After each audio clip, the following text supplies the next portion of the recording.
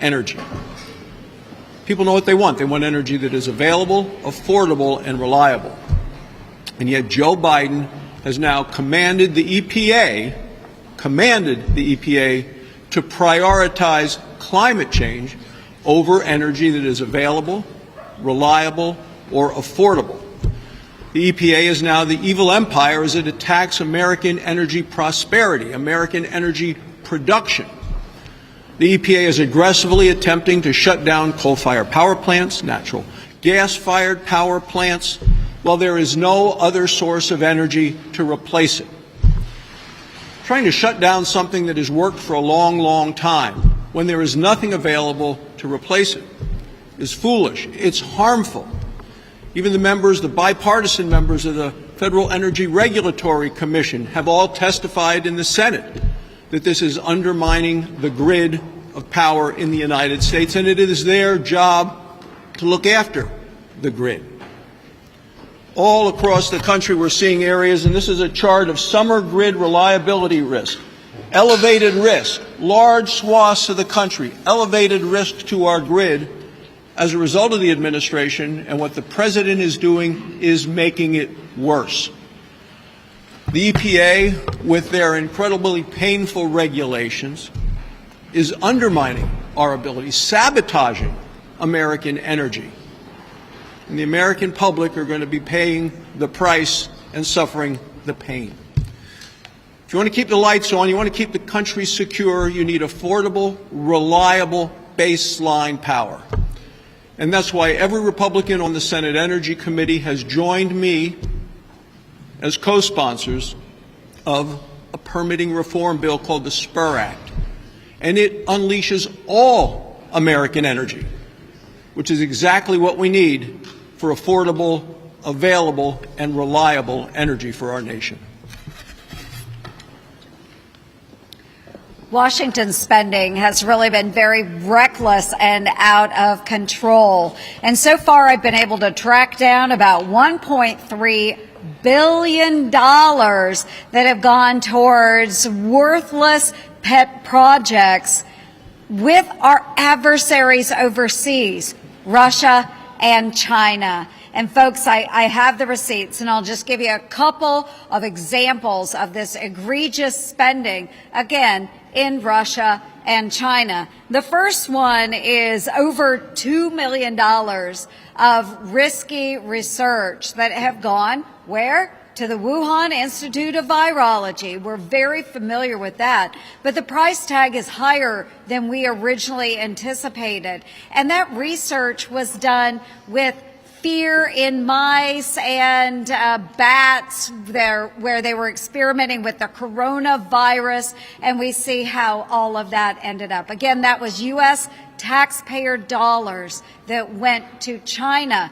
Now, in Russia, what we have tracked down is about $770,000 that went to research putting cats on treadmills. Yes, ladies and gentlemen, you give me $770,000, I'm happy to get on a treadmill right here in the United States of America. But yes, we continue to send money overseas to our adversaries, Russia, China. So far, again, we've unearthed about $1.3 billion. And after the debate we had last week with the debt ceiling, no wonder our taxpayers are angry when we see dollars going to these worthless projects, to the people around the world that hate us the most. Again, Russia and China. So I'm trying to track down more dollars that we have spent wastefully with our adversaries.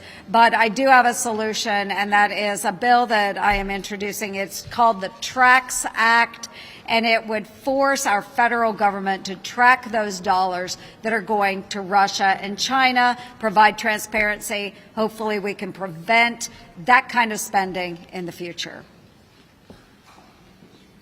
Well, thank you all for being here. And last week, it's sort of slow this week, which is kind of nice after last week. But with the debt ceiling bill, which I voted for as well, had, I think, a lot of good solutions in it. And one of those that's particular to me is the permitting reform coupled with the Mountain Valley Pipeline. Within days, we will see thousands of West Virginians and others who are going to be constructing the remaining 5% of the pipeline that's still remaining. We'll see product beginning to flow at the beginning of the year, millions of dollars going into the tax revenues of West Virginia and Virginia. And so I'm very pleased that a pipeline that's been in the making for 8 years has been permitted by just about everybody, if not everybody, once or twice, is now going to be moving and making our eastern seaboard more energy secure. So there's another challenge in that bill. The challenge is, and the leader spoke to it, is the 12 appropriations bills that have yet to be passed. I am a member of the Appropriations Committee. I am the ranking member on the Health Subcommittee, one of the largest bills that we will be considering.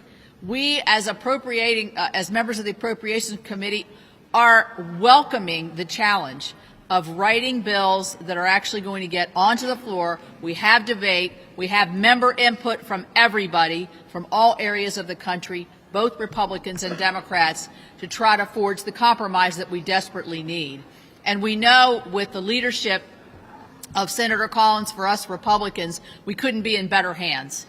She's deeply committed to this. She knows the process, and as we all know, she does her homework much more deeply than any other member that I know. And so if there's a will, there's a way, and she has a lot of will as along with the rest of us. It's in our best interest as a country. It's in our best interest as institutions to get back on track. And I'm certainly committed to it, and I believe this body's committed to it as well.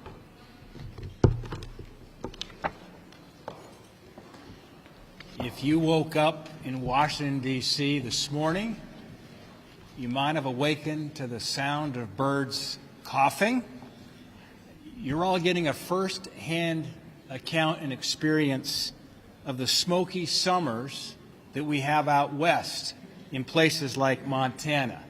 And it gets old real fast. Now, in this case, it's wildfires in Canada that are causing the smoke to hover over New York and coming down here in the Washington, D.C. area. So folks on the East Coast are as sick and tired of breathing the smoke as Montanans are during the summer months. Unfortunately, this is what happens when you have more lawyers in your forest crawling around versus loggers, and when your forests aren't managed properly. Washington bureaucrats and the court system in our country continue to give us policies that can result in air quality like this. But there's good news. We have a fix for this. There is a remedy. We need to fully and permanently reverse the disastrous Ninth Circuit Cottonwood decision. This is a decision from 8 years ago that we are still trying to make right. Now, here's the good news. The past 3 administrations, sportsman groups, conservation groups have supported this fix. The support is broad. It's bipartisan. In fact, it passed most recently through the ENR committee by a voice vote. This would return some common sense forest management that will help with improving watersheds, improving wildlife, reducing risk of wildfires, and it's a great thing for workers, getting the timber industry back into the forests and supplying badly needed building materials. The bottom line is this: we either better manage our forests or our forests manage us.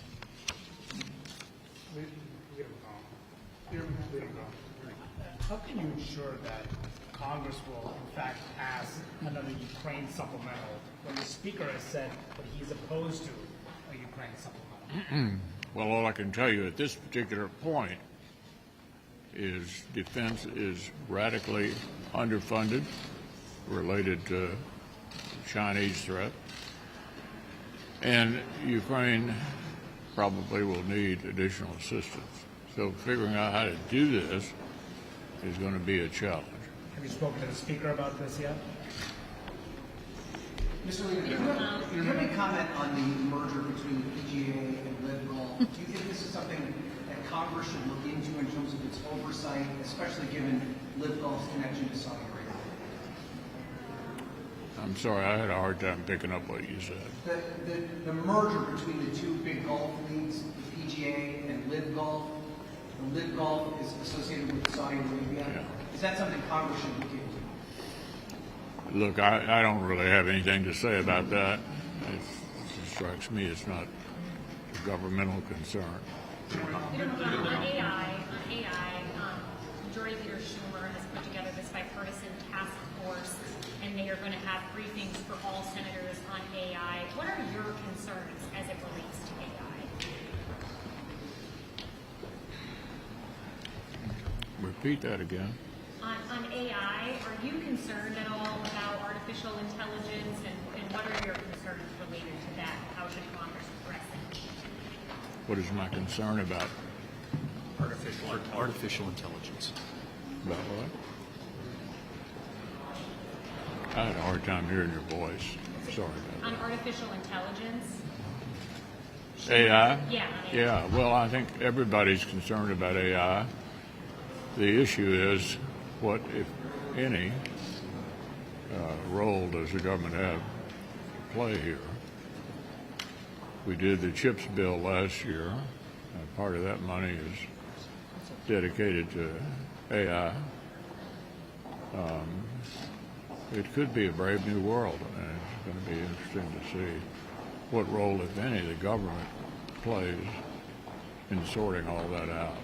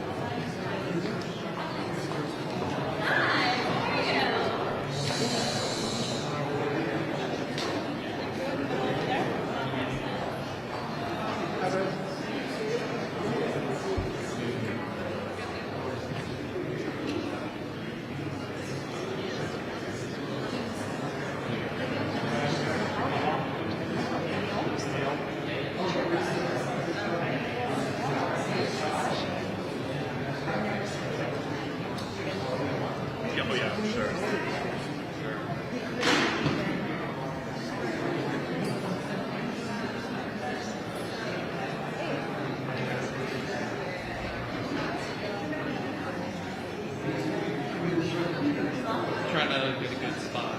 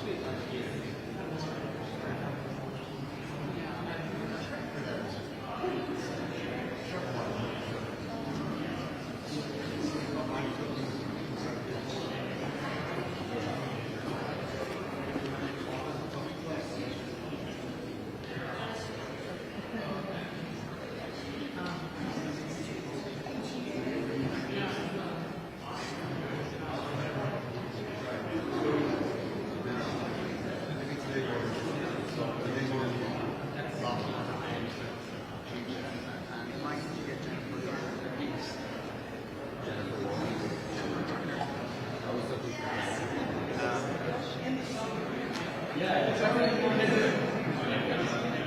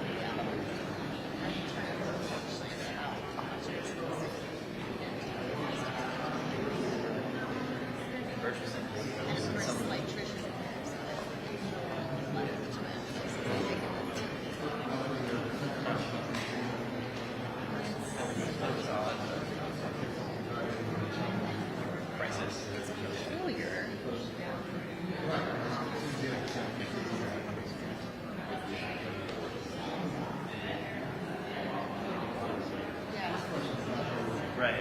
True.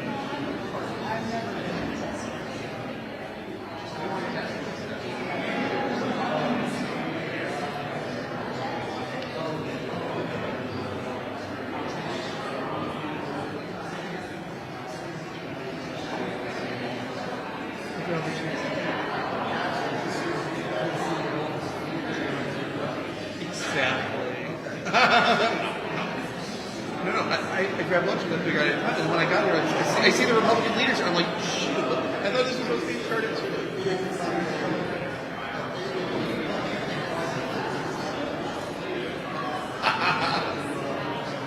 A snack, delayed.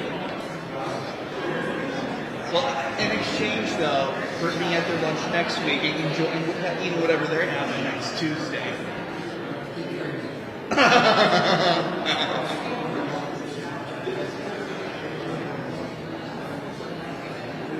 The Senate, cafeterias on the hill, they close so like a few. Yeah, like close it.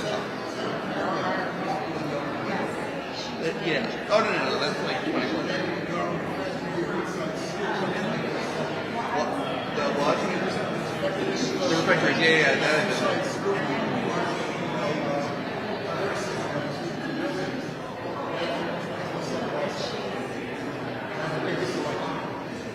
Oh, okay.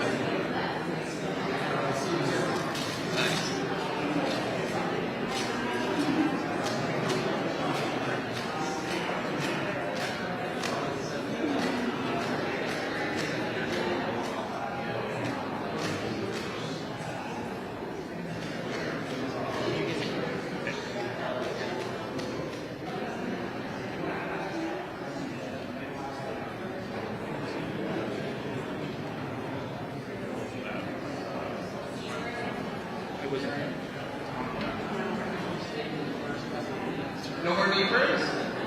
You're free from that? Brian, you reached out. Ah!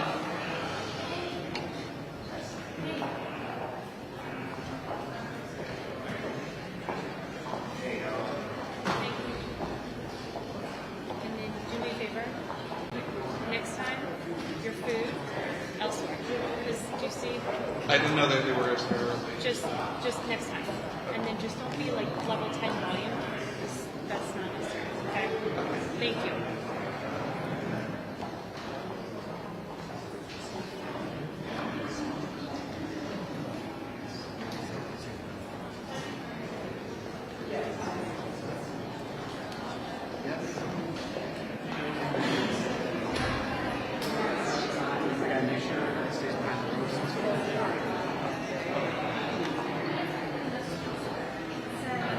I didn't know that they were sterile. We all fine. No, I'm talking about the recording. I thought they were sterile too. And when I got here, I seen that they started early. So I heard.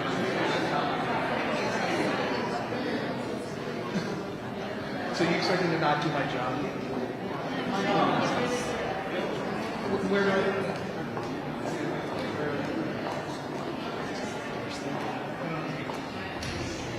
I don't want to. Yes. Do you mind bringing it down there? I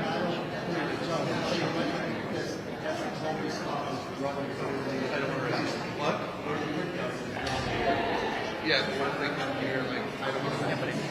Hey, I don't want to. sorry, real quick. I'm going to just take that. I'm going to put it over here, okay? Thank you very much. Never mind. It did.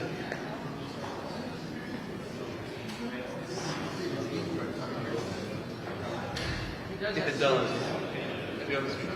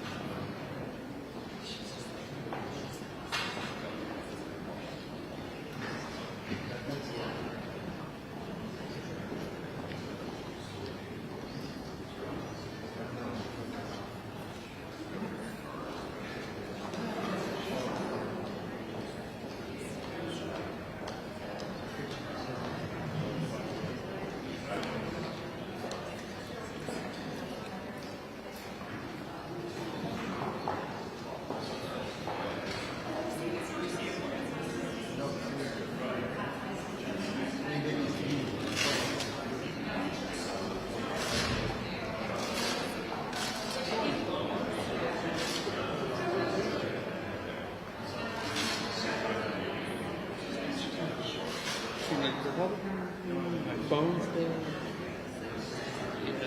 Thank goodness for this.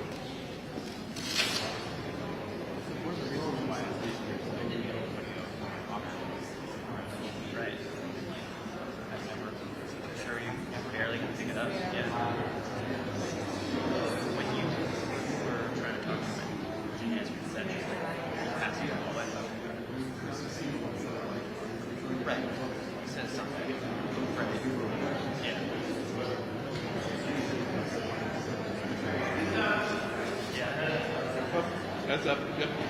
Yep, yep, yep.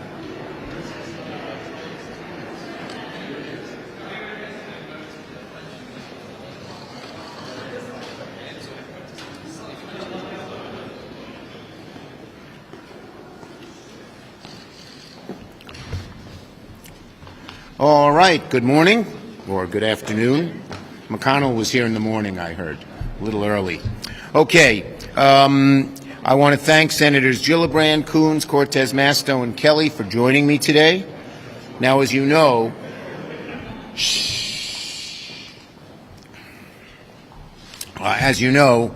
last week Congress passed legislation averting a catastrophic default, all while preserving the most important and consequential investments we've made through legislation like the CHIPS and Science Act, the Bipartisan Infrastructure Bill, the Inflation Reduction Act.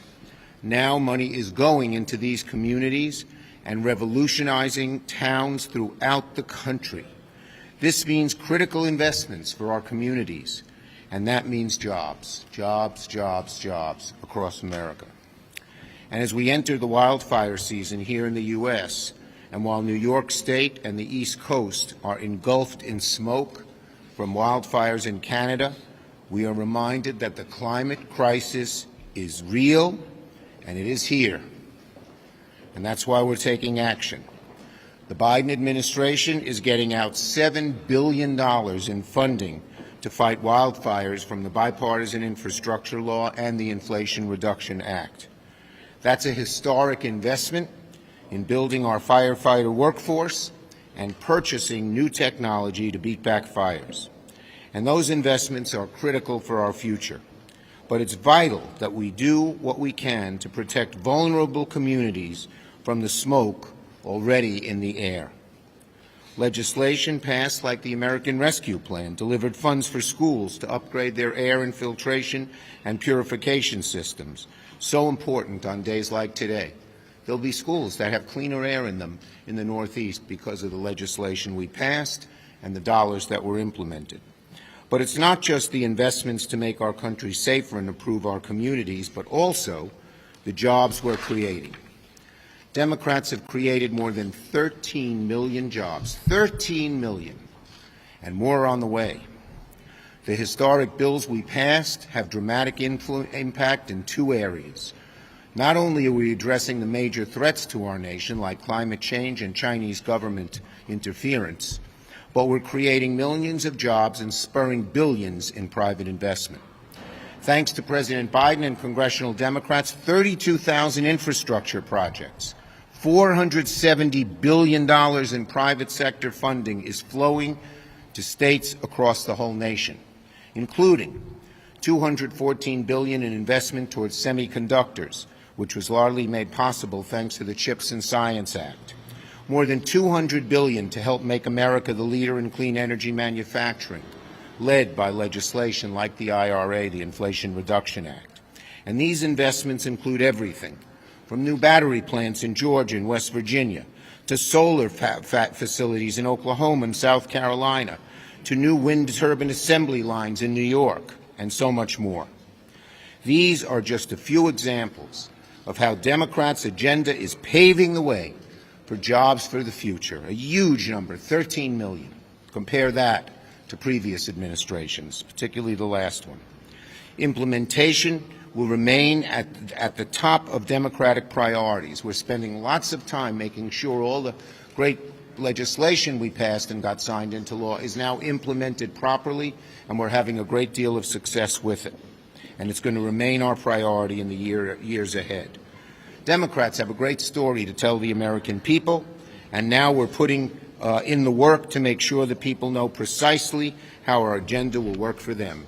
And now my good friend and partner in New York, Senator Gillibrand. Thank you, Senator Schumer. First of all, I want to thank Senator Schumer for his dogged leadership, his vision, especially during the most recent debt ceiling negotiations. Senator Schumer has continued to deliver when it matters most, not just for New York, but for the whole country. And make no mistake, where this place started with Speaker McCarthy's jobs killer bill to where it ended really made the difference. The fight wasn't easy, but we defeated McCarthy's bill and preserved the core of the Democratic agenda, the job creation agenda. The American people sent us here to fight for them, to help build a better future for their families. And that's what we've been doing and fighting for since day one, to grow our economy, create jobs, and bring opportunities and revitalization to all communities. Thanks to President Biden's leadership, New York has already received billions of dollars in funding to create jobs, invest in domestic manufacturing, and rebuild our crumbling infrastructure. The CHIPS and Science Act brought massive investments to New York's semiconductor manufacturing industry and encouraged private companies to invest billions of dollars into a 21st century economy and industry. Following its passage, Micron announced plans to build a $100 billion mega complex of chip plants near Syracuse. Our state also received increased funding to rebuild our infrastructure. Senator Schumer and I were just in Buffalo with Secretary Buttigieg and Governor Hochul to announce $55 million in funding to construct a new highway, cap and tunnel over the Kensington Expressway, the construction of which originally divided the Buffalo community, displacing residents and cutting workers and businesses off from the local economy. That $55 million will help reconnect divided communities, provide residents with greater access to green space, amenities, and jobs. Most importantly, this funding will create more jobs. I'm very grateful that key provisions from my Build Local, Hire Local bill was added to the bipartisan infrastructure law. It encourages state and local governments to hire local workers to do this work. It can right the wrongs of the past. It can benefit those who need the most help. And when we train and hire local workers, we create an entire generation of people trained to build and maintain our infrastructure moving forward. We create better opportunities for generational wealth building in underserved communities. And we lay the foundation for a stronger workforce in the future. Since its passage, the Biden administration has awarded over $220 billion in funding in the bipartisan infrastructure law, aimed at repairing roads and bridges, delivering clean water, deploying high-speed internet, rural broadband, and building clean energy transportation infrastructure. Roads, bridges, jobs, that is the Democratic agenda. Thank you, Senator Gillibrand. Next we have Senator Coons. Thank you, Leader Schumer, and thank you for your focus on the importance of manufacturing for the American economy. As you've heard from my two colleagues, Senators Gillibrand and Schumer, New York is experiencing a renaissance of investment in manufacturing on the ground in New York. So too is Delaware and dozens of other states across our country. Most Americans maybe have heard the acronyms and the large dollar numbers, the BIF, the IRA, the CHIPS and Science Act, the tens of billions of dollars, but they are now beginning to feel it and see it on the ground with not just announcements but groundbreakings, the beginning of construction of new advanced manufacturing plants. Yes, in the semiconductor chip industry, but in a dozen other industries as we finance the transition to a clean energy economy and as we create high-quality jobs across our country. In the first 2 years of the Biden administration, the private sector has created more high-skill, high-wage jobs and in particular seen a faster growth in manufacturing than in any other administration in decades. As someone who spent 8 years in the private sector in a manufacturing business that had sites in 5 different states, I've seen it. The difference that a high-wage manufacturing job makes for a family and for the surrounding community. We've seen big announcements, and we are beginning to see big changes in communities. I'll mention just a few. $5 billion for a semiconductor plant announced in Silver City, North Carolina. $3.5 billion in New Mexico for the Rio Rancho plant. And in my small state of Delaware, $50 million was just announced by the DuPont company to upgrade a plant in Glasgow that provides inputs into the semiconductor business.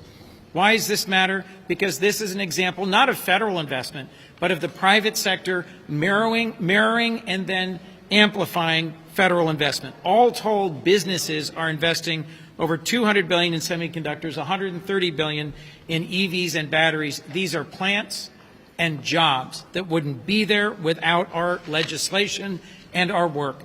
China is making massive investments in their manufacturing capacity, in their competitiveness with us. Finally, in the last 2 years, because of the leadership of this caucus, of Senator Schumer, and of the Biden administration, we are not just catching up, we are leading the world in new investment in the transition to a clean energy economy. Thank you. Senator Cortez Masto. Thank you. Thank you, Leader Schumer, for bringing us together here and for leading us through the negotiations to avoid default and save. thousands of clean energy jobs in Nevada and millions across the country. We know that far-right Republicans threatened our economy and tried to hold our working families hostage, plain and simple, but we refused to allow it. The far-right's plan was to gut the Inflation Reduction Act and kill our clean energy economy and the millions of good-paying jobs that go with it. Now that we have defeated their efforts and avoided default, we can continue to focus on implementing that law and supporting our working families. Nevada is at the forefront of the clean energy economy, leading in solar, geothermal, and battery manufacturing. There are thousands of Nevadans in Las Vegas who install panels in our solar fields. I've seen them firsthand. I've visited and spent time with our IBEW at Gemini Solar Project, one of the new solar arrays in southern Nevada. These are good-paying jobs. These are union jobs. If we are going to keep building out the infrastructure for electric vehicles, we are also going to need lithium. And Nevada has enough lithium to power the world, the whole world, for the next 85 years. We are at the nexus of this clean energy economy, and we have the ecosystem to make it happen, not just in Nevada, but in this country, which will create great paying jobs for so many Americans across the country.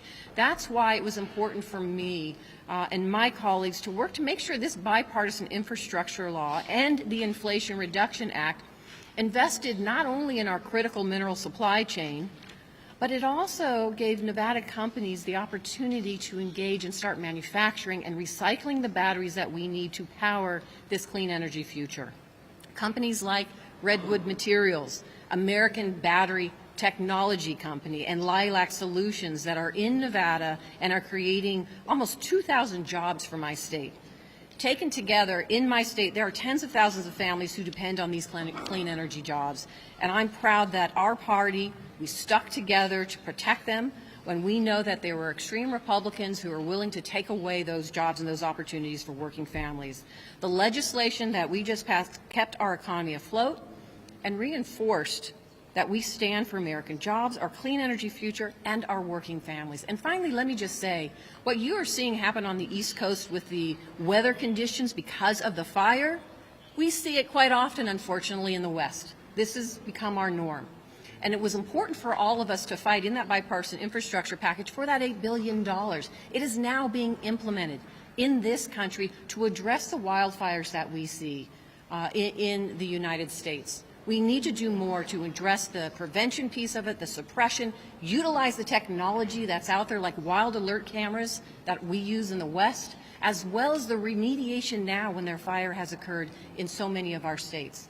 This is what's happening, and it's because the Democrats came together to really support long-term, not just overnight, but long-term funding to address these issues in the infrastructure package. I am proud the Democrats, and working with them, we were able to deliver for our working families in this country. So thank you.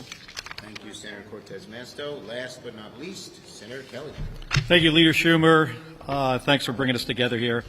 Over the past couple years, we've seen some big and real impacts to our country, but also in Arizona, where the legislation we've passed has had a really big impact.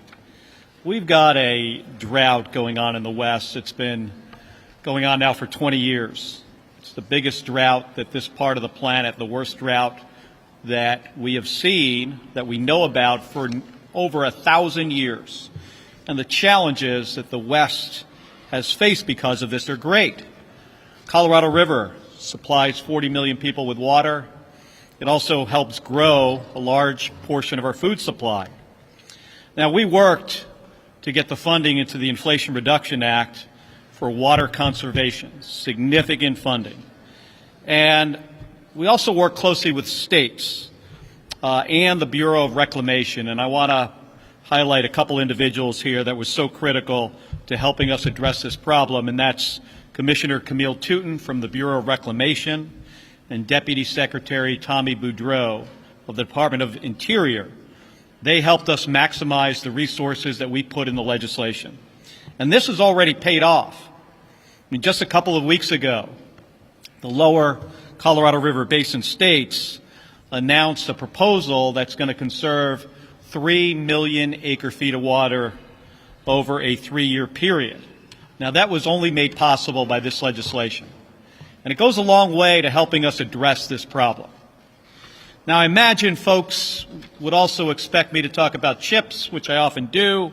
Semiconductor chips is a big deal in the state of Arizona, but I want to highlight another industry that's growing in Arizona because of legislation.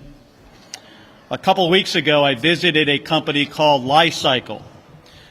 Secretary Granholm came with me. It's in Gilbert, Arizona, and it's also addressing the need for lithium. Now, Senator Cortez Masto mentioned that the state of Nevada has a lot of lithium. The other place we have a lot of lithium is in batteries already. And what this company does is they chop up existing batteries, car batteries, cell phone batteries, laptop batteries, storage batteries. And they extract the lithium, the cobalt, the copper.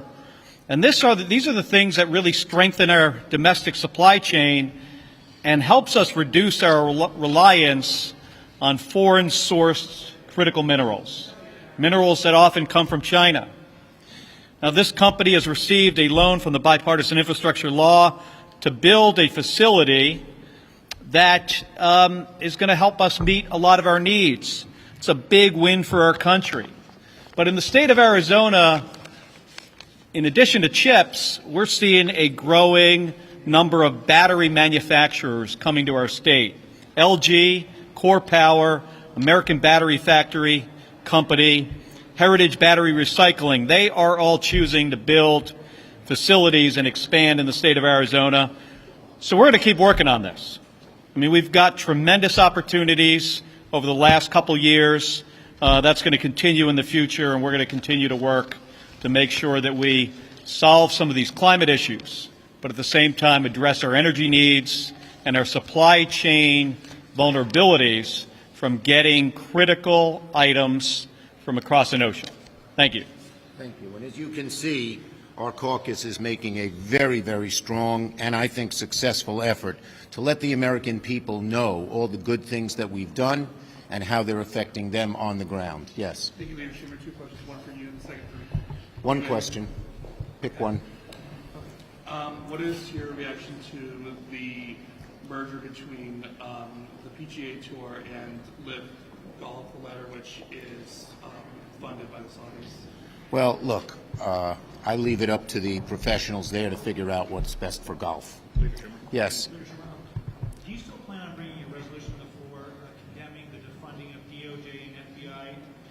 What's the timing on that? And do you think House Republicans are still serious about doing that defunding? Well, if you've seen the kind of votes that have been taken, we have shown as a Democratic caucus how strongly we feel about funding the police. And you've also seen the Republicans have made it clear in many of their proposals that they want to decrease that funding. So we think they've made it very clear. In their original bill, they cut law enforcement funding by a tremendous amount in the House bill. Look, she's a great nominee, and we're going to do everything we can to help her get confirmed. Yes? There are several vacancies for the Joint Chiefs coming up at the general ground, of course. Assuming Senator Tuberville does not release his whole, are you going to schedule for time to... Look, I think what Senator Tuberville has done is just awful. We believe that Republican senators, if they care about national security, but should be putting pressure on him to release those holds. What he's doing is very damaging to our security. Yes, next. Do you have a plan B there if Republican senators put pressure on him? Do you plan to bring any of those nominations to the floor? Bottom line is that this is a disgrace, what he is doing. It's risking our national security, and it's up to the Republican caucus to reject what he has done. Yes.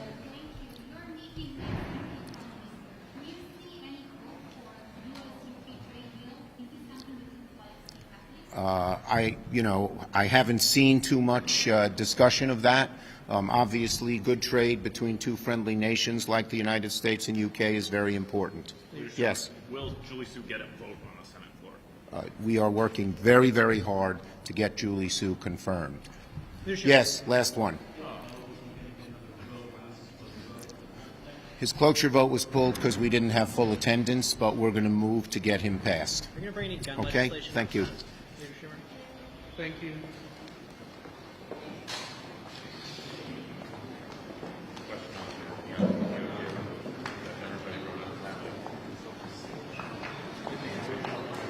I know.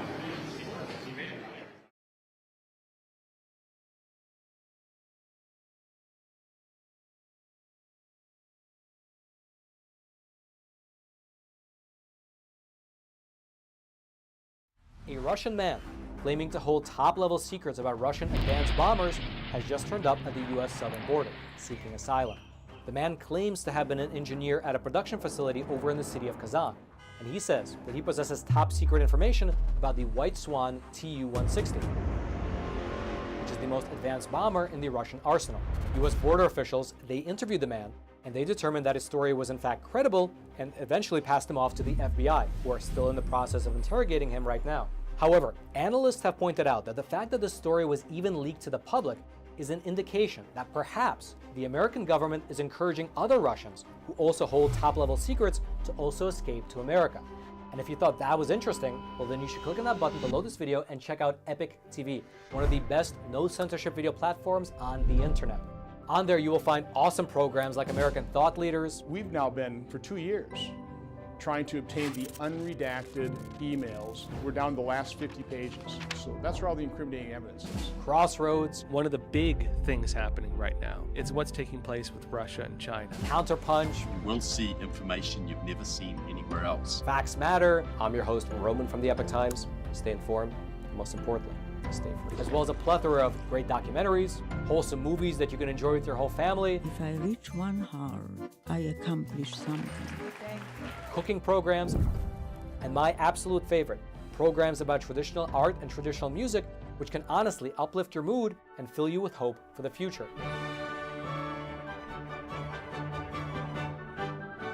And the best thing about Epoch TV, at least in my opinion, is that there's no corporate backing and there's no allegiance to some anti-American agenda. How dare you come to this peaceful community and try to scam these people? What the hell are you talking about? But rather, it's just good, honest, wholesome content that's based in truth and tradition. I saw it. It was incredible. Something that you can actually sit down with your whole family and enjoy, knowing that some ideology is not about to be pushed upon you. And who's fighting it? We're fighting it here at Epoch Times, and we need to keep bringing you the news. And so again, if you'd like to check out Epoch TV, just click on that button below this video. You and your family will absolutely love it.